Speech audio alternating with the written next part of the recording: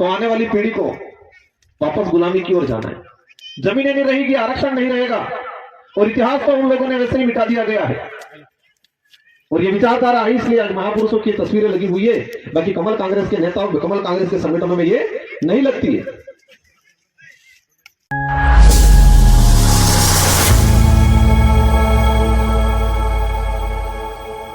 तो आने वाली पीढ़ी को वापस गुलामी की ओर जाना है। जमीनें नहीं रहेगी, आरक्षण नहीं रहेगा, और इतिहास को उन लोगों ने वैसे ही मिटा दिया गया है। और ये विचारधारा है, इसलिए आज महापुरुषों की तस्वीरें लगी हुई है। बाकी कमल कांग्रेस के नेताओं, कमल कांग्रेस के संगठनों में ये नहीं लगती है। आज जिस विचारधारा से मैं विधायक बन के आया, आज 84 की जनता ने मुझे दूसरी बार विधायक बनाया, और पिछले 5 साल के अंदर राजस्थान के अंदर एक समय था कि आदिवासियां भील कहने में शर्माते थे, और कई आदिवासी भील कह दिया था किराए का या कहीं कुछ काम होता, कुछ सामान होता, वो मिलता नहीं था। बच्चे पढ़ने जाते थे वहां बाहर, कॉलेजों में एडमिशन ढंग से नहीं मिलता था, और मिलता था तो भी इसके साथ छुआछूत भेदभाव होता था। और कई सरकारी कार्यालय में जाते थे तो उनके साथ एक तरह का सोतेला व्यवहार किया जाता था। लेकिन ये विचारधारा आई, और हम 2 विधायक चुन के गए, और 2 विधायक चुन के जाने के बाद समाज के इतिहास को राजस्थान की विधानसभा में रखा, हमारे समाज के संवैधानिक अधिकार को राजस्थान की विधानसभा में रखा, और जो हमारे समाज के आम लोगों का जो आत्मविश्वास मर गया था, स्वाभिमान मर गया था, उसको जगाया। तो जो 5 साल पहले भील कहने से शर्माता था, वो आदमी आज गर्व से कहता है कि मैं भील हूं। ये क्रांति आई, ये परिवर्तन आया। जो 5-10 साल पहले भील या आदिवासी कहने से शर्माता था, वो व्यक्ति आज छोटा सा बच्चा भी जो भी है, छोटा सा बच्चा भी गर्व से कहता है कि मैं भील हूं, मैं आदिवासी हूं। लेकिन 5 साल पहले उसके पिता भील कहने से शर्माता था। ये स्थिति थी।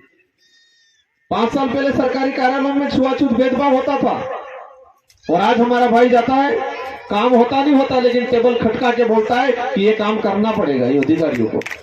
ये परिवर्तन आया। हमारे जो 5 साल पहले जो स्थिति थी, हो सकता है यहां पर भी वर्तमान में वही स्थिति होगी आज।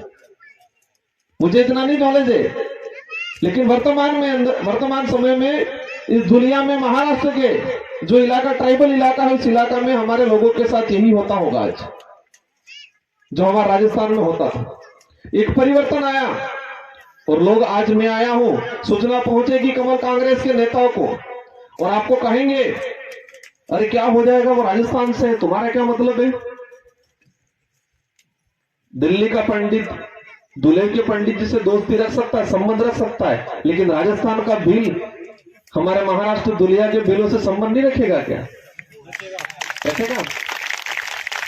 ये भी कहेंगे क्षेत्रीय पार्टी है, छोटी पार्टी है, और छोटी पार्टियों का अस्तित्व नहीं होता, ये कहेंगे लोग। आपके सामने ये बातें आएगी। छोटी पार्टियों की वजह से ही देश का अस्तित्व बचा हुआ है। अगर ये छोटी पार्टियां नहीं होती तो आज वर्तमान में देश का अस्तित्व नहीं बचा होता।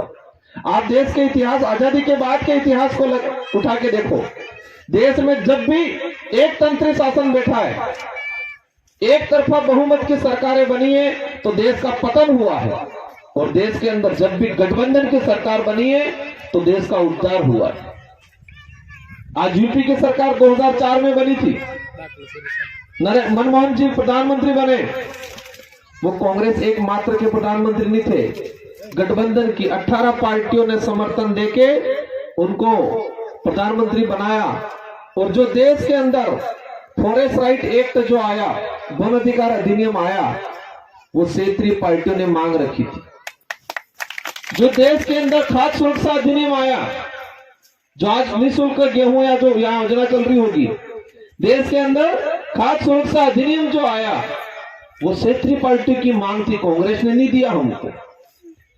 सूचना का अधिकार अधिनियम, वो क्षेत्रीय पार्टियों की वजह से आया, कांग्रेस की वजह से नहीं आया।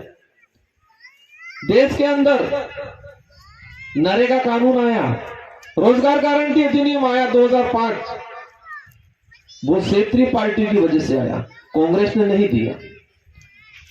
निःशुल्क शिक्षा का अधिकार अधिनियम, वो यूपीए की सेकंड सरकार में कर्नाटक की जो तरफ की जो क्षेत्रीय पार्टी थी उन्होंने डिमांड की तो कांग्रेस को मजबूरन लाना पड़ा, कांग्रेस नहीं लगी।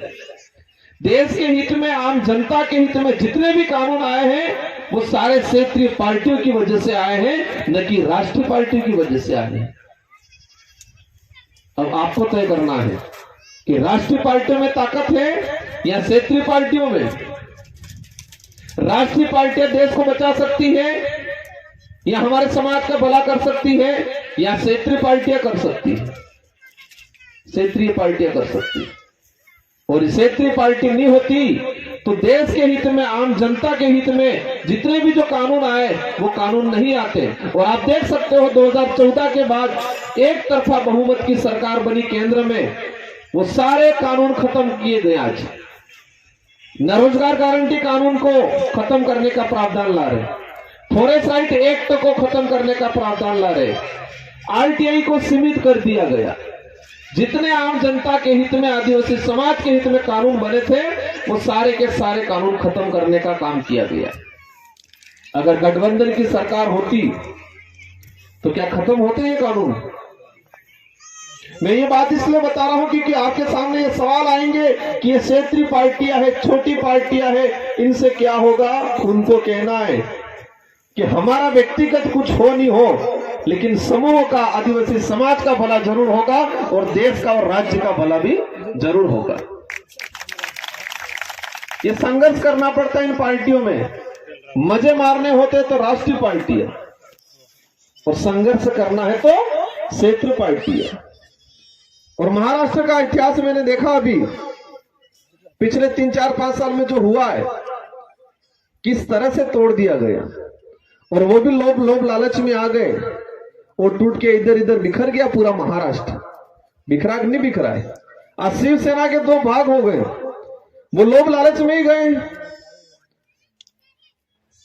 राष्ट्रीय कांग्रेस के 2 भाग हो गए, वो लोभ लालच में गए। और वो सब दिल्ली और गुजरात वाले कर रहे सारा खेल मिलके।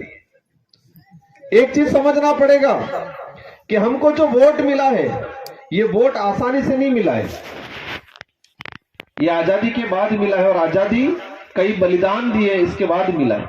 ये वोट की बहुत ताकत है, इसकी कीमत है।